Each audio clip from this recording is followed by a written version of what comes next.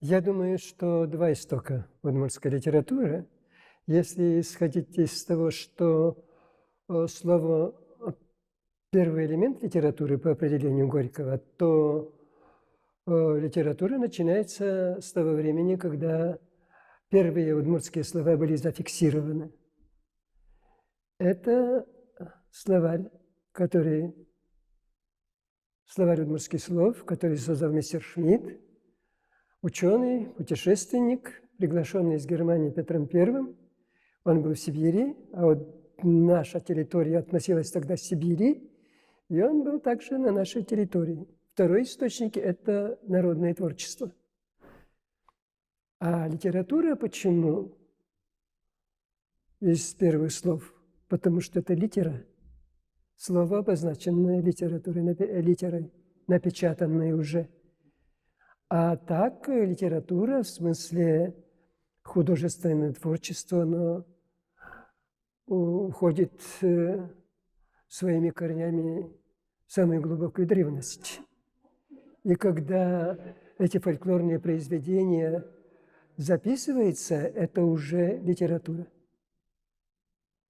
Вот, значит, первые удмуртские слова, первые записи фольклора. Ну, а далее Генрих Миллер, который не только составил словарь, но уже в своих этнографических наблюдениях заметил, что удмурты делятся на ватка и на калмес, что есть две фратрии. Ну и множество наблюдений, и русская филологическая наука была готова для создания литературы уже с первой удмуртской грамматики. Сочинение, принадлежащее грамматике водского языка. 1775 год. И с этого времени могли быть созданы не только переводы, но и оригинальные произведения, и даже могла возникнуть периодическая печать. Если бы бюрократия не боялась самосознания, повышения самосознания народов России, в том числе удмуртского народа. Но уже 1805 год – это перевод молитвы «Отче наш», а в 1822 году в Лондоне появляются отрывки, переводы отрывков Евангелий на удмуртском языке, которые, правда, никто не видел, но которые есть в библиографии. А далее, уже 1847 год, переводы Евангелий на двух диалектах. Это уже совсем близко к оригинальной литературе, потому что переводы таких шедевров мировой литературы, как Евангелие, это уже приближение к настоящей литературе. Потом вот на переводах Евангелий уже будет вырабатываться удмуртский литературный язык. А когда появляются уже азбуки, буквари и переводы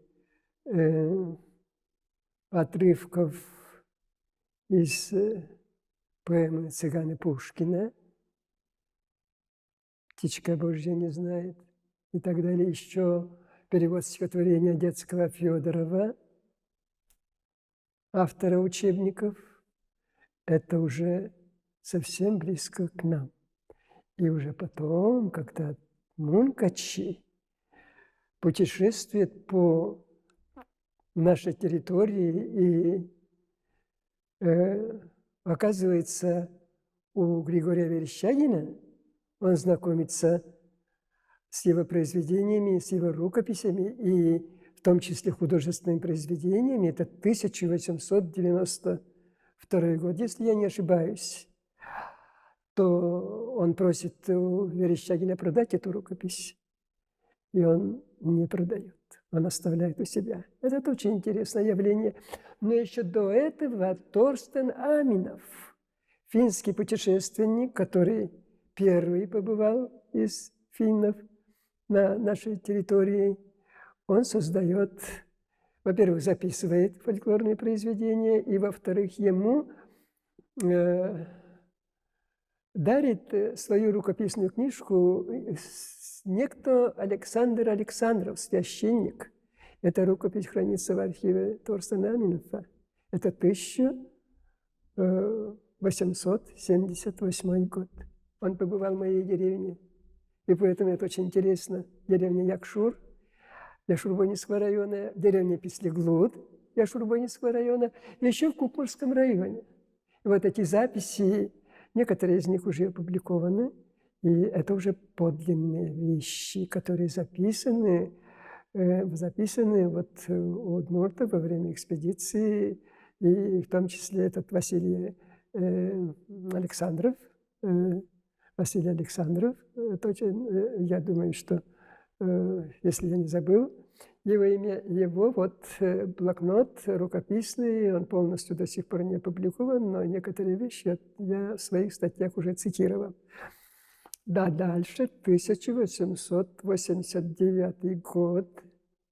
89 год – это этнографические очерки, где опубликовано стихотворение Григория Верещагина, колыбельная песня,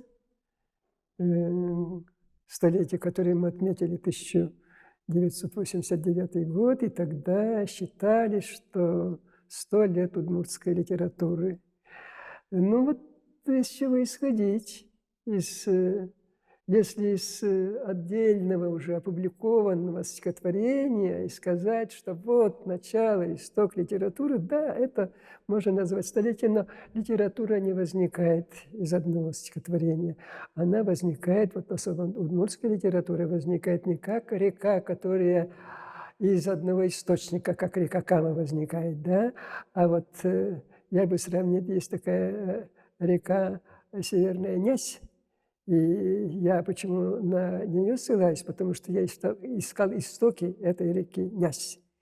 Потому что это в нашем районе, в Яшурбонинском районе, где моя родная деревня. И я не нашел этого начала этой реки, потому что она выходит из множества источников, из болота выходит. Вот мокрое место, да, и вот постепенно из струек разных выходит, получается, эта речка сначала, ну, а потом набирает она скорость, становится полноводной и становится рекой Нязь, да. То есть вот так примерно возникает удмуртская литература из самых разных, из переводов, из переводов священных текстов, из переводов светской литературы, из отдельного сочиненного стихотворения. И притом никто бы и не думал, возможно, что колыбельная песня здесь у Верещагина – это произведение оригинальное. Об этом вспомнил в 1928 году в журнале «Книжки Драмитра», и он сказал, вот это стихотворение. Ну и тем не менее, поскольку фигура Верещагина замалчивалась, как священника, в атеистические времена просто как бы не признавали его, а когда мы стали поднимать по инициативе Петра Кирилловича Поздеева, кстати, фигуру Верещагина, то он вырастал на горизонте удмуртской литературы все выше и выше, и мне кажется, он полный рост встанет и в будущем, потому что столько сделал Григорий Верещагин. И на удмуртские тексты, и тексты, значит, этнографические, в разных жанрах. И, конечно, это один из таких родоначальников, зачинателей удмуртской литературы. Ну, а дальше уже литература развивается на волне Первой русской революции, Первой демократической, буржуазно-демократической революции мы называем. Именно в это время, в преддверии этого революционного 1905 года, Иван Степанович Михеев создает свой первый удмуртский календарь. И там он уже помещает переводы, ну и потом тексты на удмуртском языке. Это тексты публицистики, разные справочные, образцы документов. Это очень богатый календарь. Удивительный, потом 4 календаря, Это периодическое издание, поэтому мы с этого календаря начинаем удмуртскую национальную журналистику. И она примыкает непосредственно к литературе, и сам Иван Степанович Михеев, он не только методист, педагог, не только драматург, не только прозаик, но и публицист. Вот. Вот эти 4 календаря – это вот основа тоже удмуртской литературы, а далее уже идут целая баллада Михаила Можгина, которую мы называли раньше поэмой, но где-то вот уже в 60-е, 70-е годы определили жанр. Баллада. Очень важно определить жанр произведений, поскольку определение жанра помогает понять содержание. Если мы, скажем, балладу будем читать как поэму, так и называли поэмой, это одно. Не раскрывается содержание, как баллада – это подлинное, полнокровное драматическое произведение. Да? Ну и вот истоки удмуртской литературы, они и исторические в разных местах, и географические, то в Казани, то в Вятке, то в таком дальнем крае, как Благовещенск.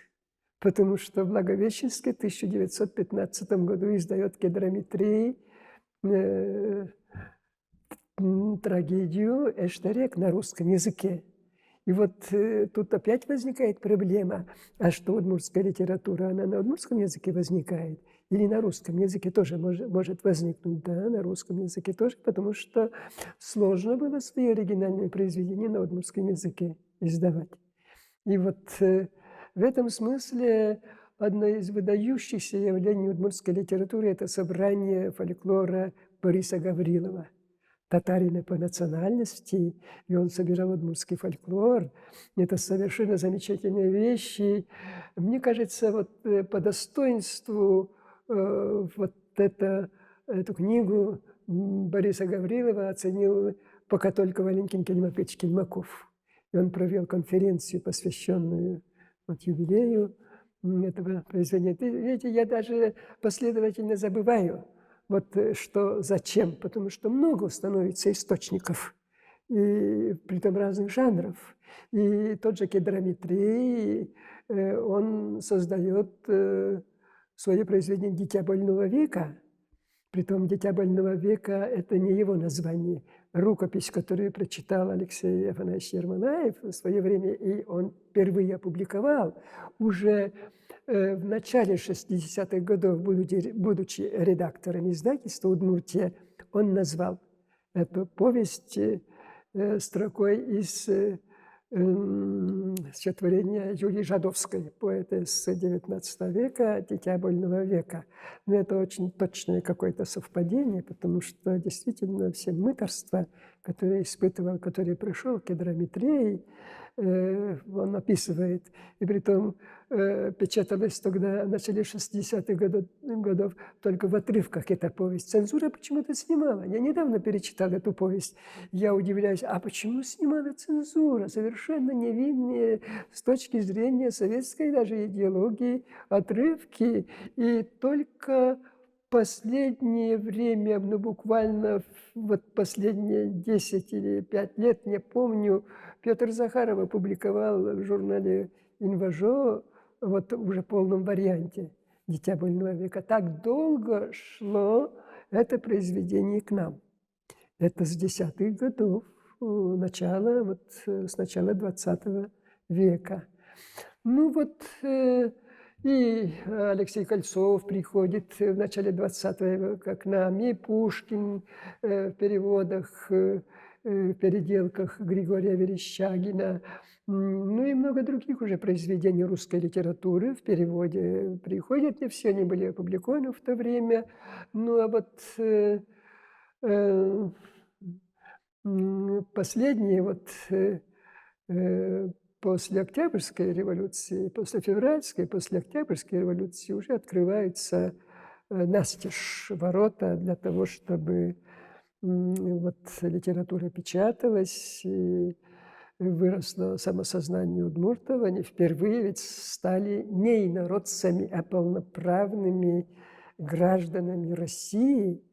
И это был такой ренессанс. Откуда-то появилось множество литераторов.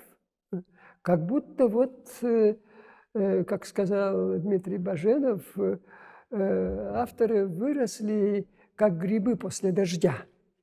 Значит, до революции все же в земских учебных заведениях, в церковно-приходских школах уже множество удмуртов уже получили неплохое образование и ринулись, взялись, засучив рукава, писать.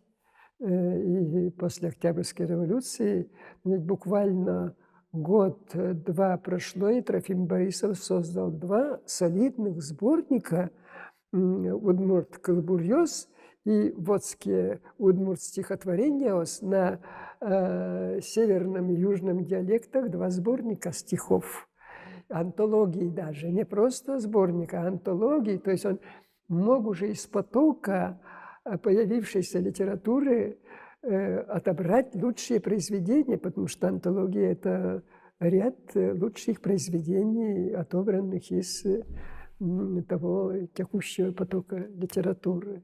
И уже буквально к 19-20 году как бы полнокровная литература создается. Ну, дальше уже мы приходим к главной фигуре удмуртской литературы рубежа 10-20-х годов Кузибайгерд. Но Кузибайгерд пока примеривает силы, пока он еще учащийся кукмар, то есть школы учительской семинарии в Кукарке, Кировской ныне области, пока он работает в школах Большой Учи, или он заведует отделом РОНО в Малмыжском уезде, ныне Кировской области. Он пишет стихотворения, собирает и на самые различные темы, которые потом станут выдающимся сборником «Крещи», «Гусляр», 1922 год. Это самый большой сборник стихов, вплоть до Флора Васильева у нас не было такого авторского сборника. 145 стихотворений на самые различные темы, которые отражают период и дореволюционный, и период февральской революции. После Октябрьской революции, конечно, уже Герд проявляется в своем «Крещи», в своем стихотворении «Крещи». Кстати, центральное произведение этого сборника «Крещи» – это по существу перевод стихотворения «Гусляр» революционного поэта Скитальца, фамилия Скиталец, псевдоним поэта, русского поэта по фамилии Петров. Да. И вот это стихотворение «Крещи» стало центральным стихотворением сборника. Ну, а дальше мы назовем и Ивана Яковлева, и Константина Яковлева, множество, и Данила Майорова, и Ивана Дядюкова. Их целый ряд, целая плеяда. И просто так импровизированно, сложно и перечислить всех их. А далее Герд создаст, опять же, антологию удмуртских поэтов в 1927 году, к десятилетию Октябрьской революции, и будет этот сборник называться «Октябрь Кылбурьёс», «Октябрьские стихи». Это тоже очень интересное явление, оно так отдельно не осмысленно, хотя у нас много работ по литературе 20-х годов. Ну и вот так брала разбег свой удмуртская литература, и на 20-е годы в русской литературе были очень сильны так называемые пролеткультовские тенденцию отбрасывания всей старой литературы, как дворянской, как старой литературы. Была же у пролеткульта концепция, что мы заново создадим новую пролетарскую культуру. Это течение было в культуре настолько сильное, что вызывало протест Владимира Ильича Ленина, который говорил нам, пока достаточно буржуазной литературы. Нам надо везти вагонами в деревню литературу просветителей, литературу XVIII-XIX века.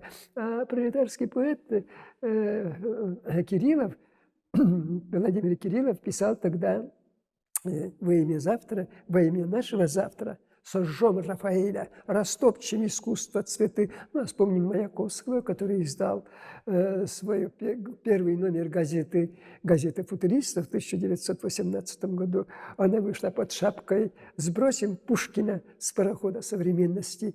Вот почему я об этом вспоминаю, потому что в удмуртской литературе не было таких тенденций, потому что, и такой литературы у нас еще не было. Первые поэты сознавали, насколько нам нужен фольклор. И Герд был сам фольклористом. И вот в 20-е годы идет интенсивный сбор фольклора и публикация фольклора, фольклорных произведений, фольклорных песен, различных пословиц, поговорок, сказок. И Трофим Борисов в газете «Гудыри», будучи редактором, притом большевик, он выступил со статьей, что не тот, кто видел Палес Мурта, напишите нам, пожалуйста, в газету, кто видел Нюлес Бубу, то есть он можно воспринять, недоброжелатели могли бы сказать, вот он тянет прошлое, он просит мифические там рассказы о мифических существах собирать, но Трофим Борисов тоже был и фольклорист, и лингвист, и вот интересно, что в литературу пришли люди универсальные, которые одновременно и публицисты, и политики, и журналисты, и они как бы осознавали свою историческую значимость, значимость дела своего. Но если бы у нас литература, культура развивались на таком темпе и с таким романтическим накалом, мы бы многого достигли. Но и то уже к 30-м годам, посмотрите, сколько, совсем мало прошло времени, а выпускники Можгинского педучилища Михаил Коновалов, Григорий Медведев создают свои романы. Это чудо! Это насколько высоко стояло образование педучилища. И поэтому Можгинское педучилище, как называет профессор Владимир Емельянович Владыкин, наш удмуртский царско-сельский лицей. Вот это очень интересное определение. Ну и вот становлению литературы, конечно, способствовала газета «Гудыри», которая была создана на основе предыдущих изданий «Войнающий вор», «Удмурт», «Выльсин». Это в 1918 году эта газета стала называться «Гудыри», и особенно во время руководства этой газетой Трофимом Борисовым и Кедромитреем здесь была создана настоящая литература. Это самый интересный период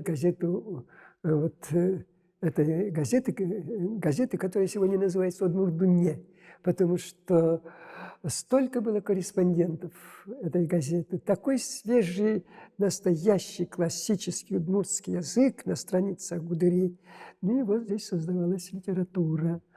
Иногда первые газеты Гудыри, она, конечно, не хватало кадров, и, мне кажется, некоторые номера полностью писал сам Трофим Борисов. У меня есть такая мечта издать всю газету «Гудыри», собрание сочинений, и, скажем, собрание сочинений Трофима Борисова. Да? Какой-то том будет посвящен газете «Гудыри». Потому что Каждая заметка там прошла через руки Трофима Борисова, и, и сам Трофим Борисов писал и под псевдонимами, и без псевдонимов. Поэтому это часть, это журналистика, это публицистика, часть удмуртской литературы. Ну вот всему вот этому разбегу, этому темпу, конечно, помешало дело Софи, когда такая верхушка творческой интеллигенции была просто срезана.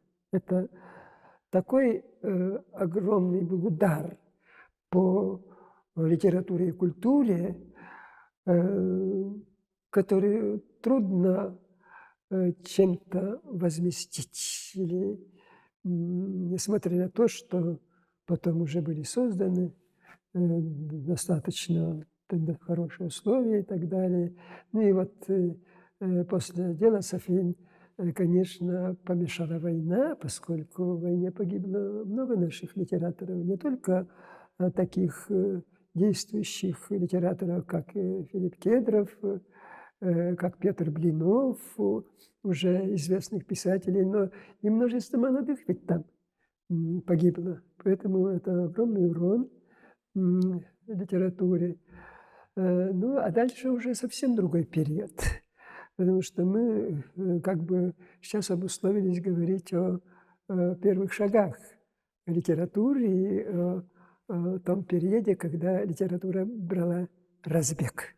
И вот 20-30-е годы – это полнокровная литература, в которой уже была создана классика. Когда мы говорим удмуртская классика, ну, это немножко термин воспринимается в некотором роде иронично, что, дескать, классика еще впереди, но я имею в виду прежде всего классика языка. Это полнокровный, свежий, хороший, настоящий, народный удмуртский язык, который мы сегодня теряем. Потому что в 20-30-е годы была проблема научить удмуртов русскому языку, чтобы они могли освоить культуру великую, чтобы они читали русскую литературу. А сейчас возникла другая проблема, когда удмурты перестают знать свой родной язык удмуртский. Это большая проблема. Вот. Ну и та основа, которая была создана до революции и после революции, это исток, который вечно будет питать будущее удмуртской литературы, потому что там заложены зерна, заложены вот эти замыслы, которые открываются в последующее время.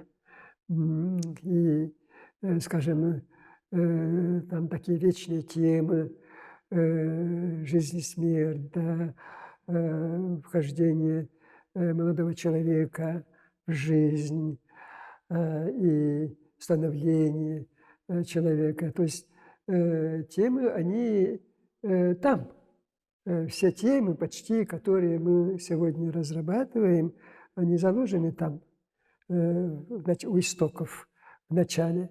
Поэтому наша задача как бы собрать всю эту литературу. Она ведь до сих пор не собрана. Она, несмотря на то, что у нас антологии есть, во многих источниках затеряны, как, скажем, профессор Валентин Кельмович Кельмаков, он проследил переводы Евангелий, 4 перевода Евангелий, да, вот уже до революционное время, и он прослеживает, как становился удмуртский литературный язык в этих переводах, как он обогащался, как он становился таким адекватным для перевода тех глубоких гуманистических мыслей в этой литературе, потому что мы ведь воспринимаем Евангелие не как религиозную литературу, а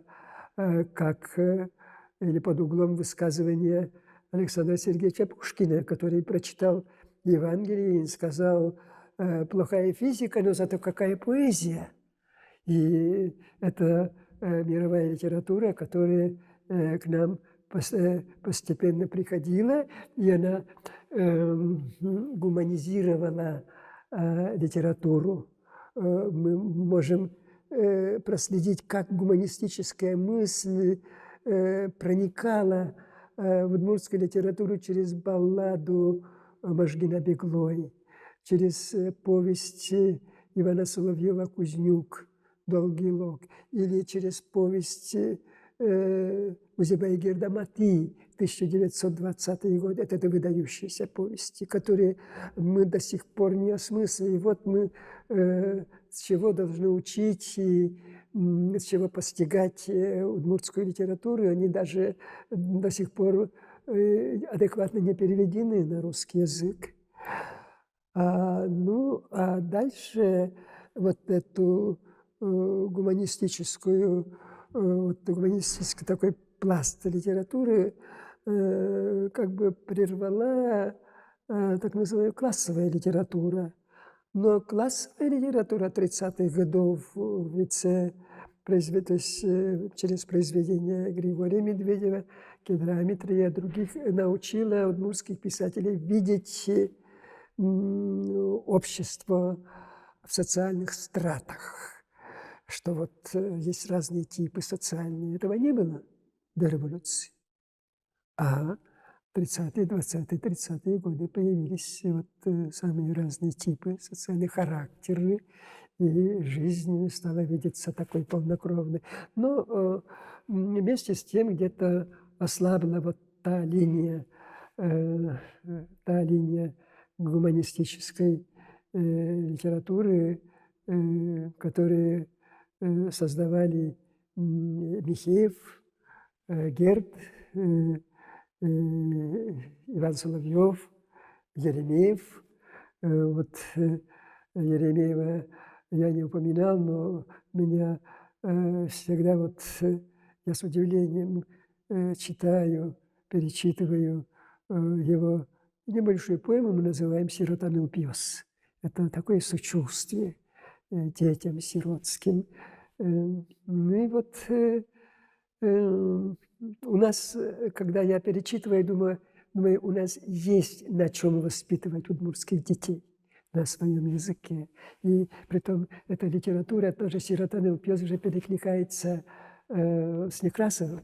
Или те же стихи Герда, в которых он призывает удмуртов проснуться к общественной, активной, к общественной политической жизни. Они тоже перекликаются с интонациями Некрасова, которые звучат в стихах, обращенных к русскому народу. «Ты проснешься, исполненный сил», или «Судеб, повинуясь закону, создал песню, подобную стону, и навеки духовно почил». Эти интонации звучат в ранних стихах Герда. Меня это поражает. Как это воспринял Герд? Герд воспринял и опыт русской литературы, вот, начиная с Пушкина и Серебряного века. Поэтов Серебряного века, он, будучи таким молодым, вот звучат интонации и мотивы стихов поэтов Серебряного века. Ну вот, скажем, совершенно прямая перекличка стихотворения «Укно Герда» со стихотворением Марины Цветаевой «Окно».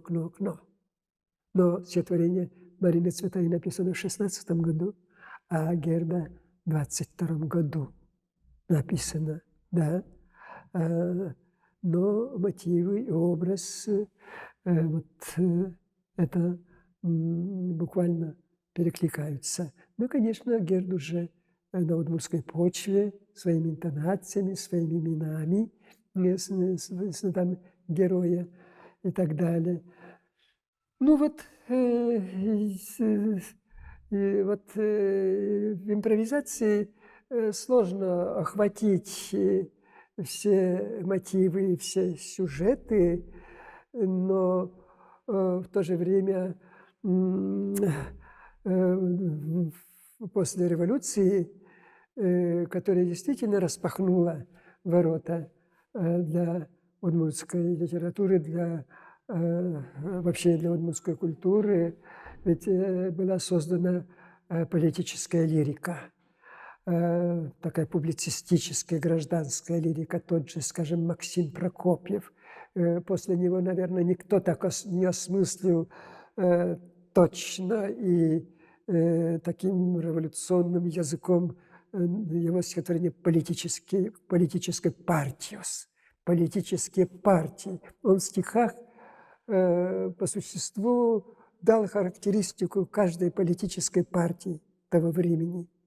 А Даниил Майоров, который совершенно решительно пишет «Ман большевик ясыз юнтуган коричко, телядыс крестьян йос юртунятичко». Это совершенно решительная позиция, большевистская позиция, но я восхищаюсь формой его стихов. Это такая ритмика, это такие внутренние рифмы. И от него идет уже потом Филипп Кедров. Майор уже очень был человек, то есть поэтом, которого поднимали, и которого знал каждый. И, конечно, Кедров, Филипп Кедров он знал, и то, что он написал, я просто забегая вперед, как бы вспомню это совершенно, стихотворение, которое называю я шедевром. Да? Он политрук, погиб он под Витебском. Незадолго до гибели написал это стихотворение «Олоквинюи, олонелюи, эй, калывунети, зуркамузьем, пажашкещуи, бабыштичкам тылпырты, дерктамы ваньмыспана улмин гитлер армии, оскакалы, оска страна, котьку оска милемны». В переводе это как бы обычные мысли, что мы отомстим, что мы, значит, верь нам, Родина, это как бы обычные слова, но они так оформлены. Это такая форма, которая сама превращается в содержание. Вот посмотрите, когда он говорит, как бы повернувшись к Западу, значит, немецкой армии, что берктамы Ваньмыспанна, урмен Гитлер, армии, сколько там строки прошиты это звуком «Р», угроза. А потом как бы поворачивается туда, где он оставил свою родину, сын, где растет там на Урале, да, и как бы на всю страну, чтобы его стихи прозвучали. И смотрите, классные «Оски калык, оски страна, котьку оски милемлы». Как это сделано? Это сделано очень сильно. Это действительно шедевр. И я вам расскажу такой момент. Мы однажды с Евгением Васильевым Самсоновым, он фронтовик, поэт, были в Балтасинском районе. Мы должны там были выступить перед учениками, перед школьниками. Это было 19 мая, День пионерии. И повели нас к реке, на берег реки Шошма, и пионеры шли узкой дорогой, тропинкой через поле, так гуськом. Ну, и я тогда заметил, вот они идут, много их, а за ними бежит собачка. Так трусит собачка за ними. А потом, когда уже собрались, Евгений Васильевич выступил рассказал о своих впечатлениях, а я рассказала об этом стихотворении. Как оно сделано, как фронтовые стихи сделаны. И вот пионеры, значит, собрались там, под огромными ивами. Я говорю о том, что если вот так прочитать эти стихи невыразительно, они как бы Очень простенькие стихи, такие газетные. Я говорю, а вот как они сделаны. Ребята, как эти стихи звучат. Я со всей силой «Берктамур», как только я произнес это «Берктамур», это Гитлер-армию, сразу собачка залаяла. Ау, ау, ау. Я говорю, вот видите, дети, как это стихотворение написано, что даже собачка помогла нам обругать Гитлера. Да, то есть это шедевр. И в удмуртской литературе действительно есть такие вещи.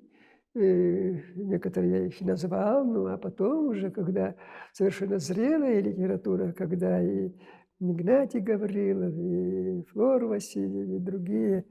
Вот. К сожалению, многие вещи не переиздаем, и поэтому они малоизвестны. Скажем, в 1974 году вышла книга рассказов Геннадия Красильника «Кошка исчезнет, кошка». Это самый лучший сборник стихов.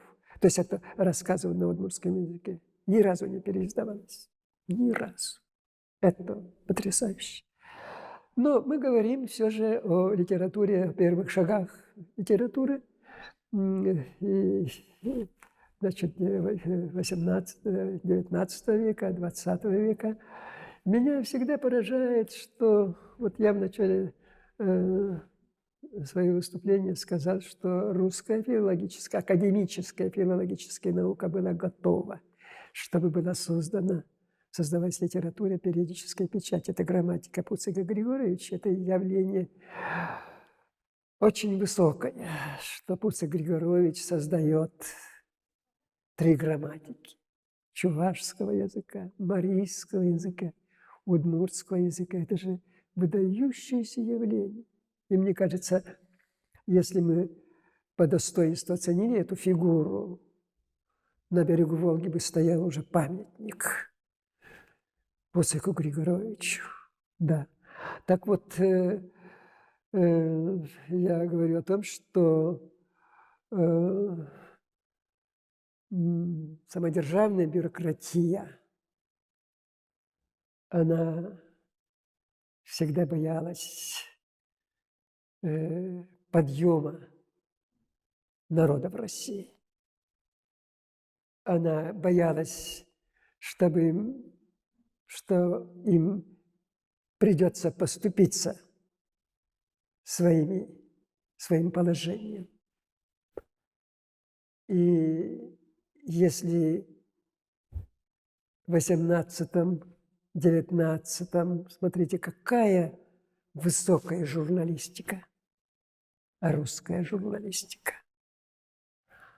А народам этим не давали возможность создать свою периодическую печать. Даже на татарском языке первая газета вышла в Петербурге только в 1905 году. Задерживали вот создание периодической печати, которая является фактором движения, развития нации. Так получается. И известно явление, как один из татарских просветителей подал заявление о создании газеты, министерство соответствующее, и там резолюции написали, что отказать, иначе у них появятся политические мечтания.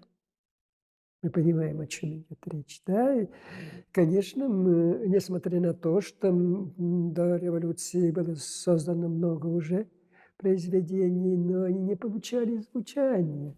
Народ был неграмотен.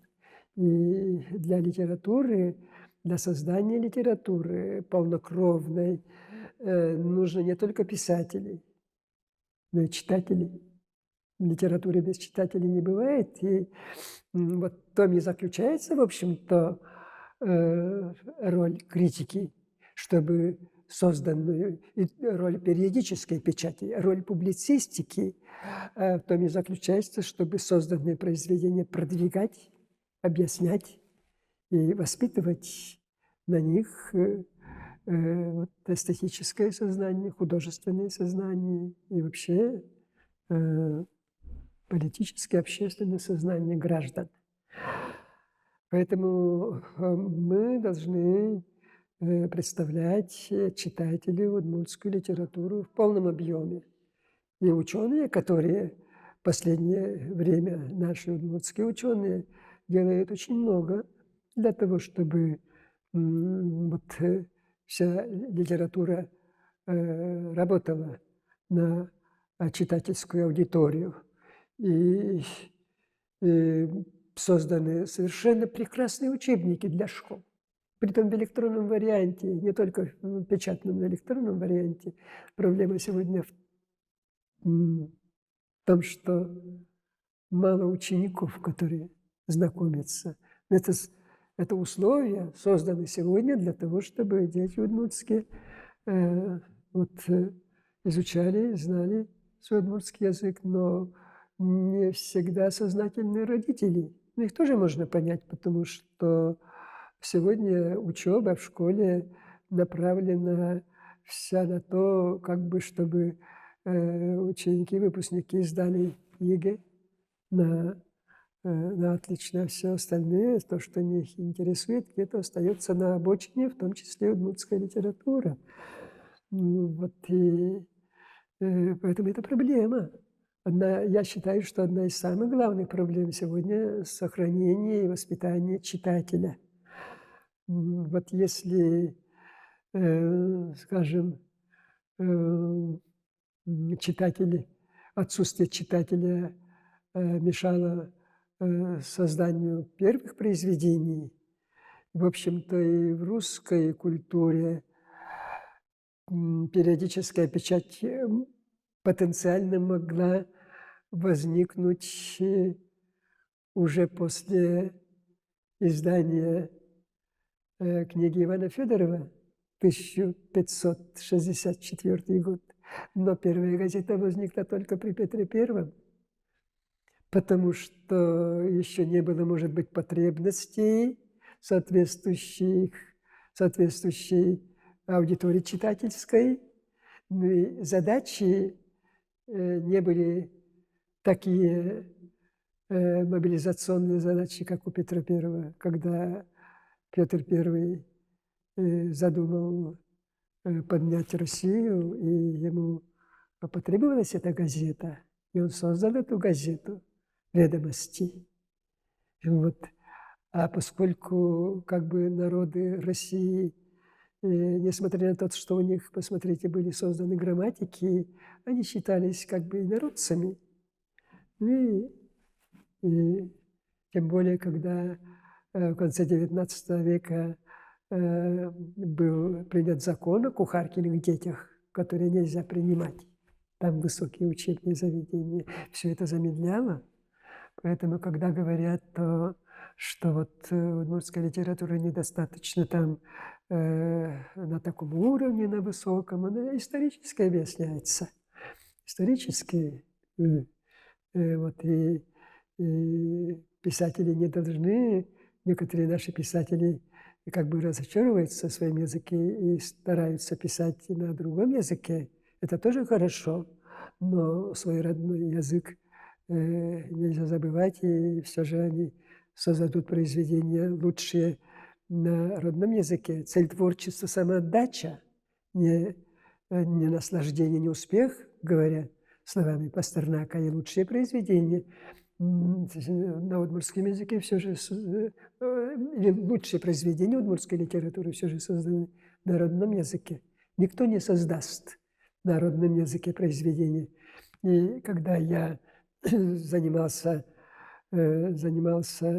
сначала не удмуртской литературой, и где-то у меня были какие-то перекосы в оценках, и теперь я понимаю, что то или иное произведение в такой форме появилось, и именно она исторически обусловлена, потому что литература, скажем, только начиналась, читатель еще был не такой требовательный, каким он стал потом. И каждое произведение на удмуртском языке – это ценность. И мы должны вовлечь в круг своих размышлений все произведения удмуртской литературы. Вот и удмуртская литература, она была достаточной для того, чтобы воспитать то поколение, которое участвовало в войне и показало себя героями. И смертью храбрых погибли те писатели, которые погибли во время войны. И недавно вышла книга Николая Спиридоновича Кузнецова «Даурьёсты кылем Удмуртьёзда», где включены имена награжденных боевыми орденами. Только те участники, которые боевыми орденами, а которые не боевыми орденами, даже медалями пока остались за бортом, потому что это невозможно было охватить. И Николай Спиридонович Кузнецов своей книгой доказал, какой вклад внесли победу и удмуртские писатели, и вообще удмурты. Потому что эта книга как бы специально сделана, создана для того, чтобы дать ответ тем деятелям бюрократии советской партийной, которые возбудили, инспирировали дело Софит. Вот. И, значит, сегодня немножко замедлилось издание классики удмуртской литературы, но мы должны как бы снова повернуться к нашей классике. И я часто вспоминаю вот тот эпизод, который был в 1930 году. Был первый съезд удмуртских писателей, так называемый УДАП, Удмуртская ассоциация пролетарских писателей. И на этот съезд приехал делегированный от Московского союза, от Российского союза писателей Матызалка. Он советский писатель, который писал на венгерском языке. Он во время Первой мировой войны сдался в плен и остался в Советском Союзе, стал писателем, советским писателем. И он был послан сюда как делегат к родственному по языку народу, писателем по родственному языку. И съезд приходил в новом здании, которое сейчас занимает ресторан «Отдых». На стенах этого здания могла бы висеть мемориальная доска, что здесь выступал Матызалка. И он несколько дней шел съезд, и в конце он выступил и сказал: дорогие удмуртские писатели, я вот с вами общался, слушал вас, и мне показалось, что вы недостаточно хорошо знаете свой родной язык. Вы все говорите вперемешку. То русское, то удмуртское слово. Владеть мастерски своим родным языком – это ваш интернациональный долг. Мало кто так ставит вопрос, что это не наше только дело. Потому что каждая культура каждого народа, литература каждого народа должна внести свою лепту, свой вклад в развитие мировой литературы. Ну, пожалуй, так ставил вопрос Узебайгерт, когда в 1920 году он сказал, что и мы, удмурты, положим я буквально перевожу, свою ложечку меда в мировую бочку искусства. Вот так это поставлен вопрос. И когда мы ставим так вопрос, мы можем сказать, что удмуртская литература должна жить, как и литература каждого народа. И это в отличие нашей нашей страны России, многонациональной, где есть такие малые народы, которых не брали на фронт по постановлению правительства, что надо создать, оставить, сохранить генофонд этого народа. А они благодарность правительству выбирали своих делегатов, своих воинов, батыров на фронт. Вот таковы были соотношения. Есть такие малые народы, которые создают еще сейчас свою азбуку, алфавит. Только когда сегодня горячие головы политиков говорят о том, что надо ликвидировать национальные республики, это есть удар по России, я так считаю, что это великое завоевание нашего народа, Советского Союза, СССР, что в 20 веке мы создали литературу, советскую многонациональную литературу, ну, российскую национальную литературу сегодня, многонациональную российскую литературу. И, кстати, я хочу сказать, что у нас преподается в университетах литература народов России как предмет, но в России есть единственная кафедра удмуртской литературы. Это есть единственная кафедра, которая называется кафедра удмуртской литературы и литературы народа в России только в Удмуртском университете. Это интересно.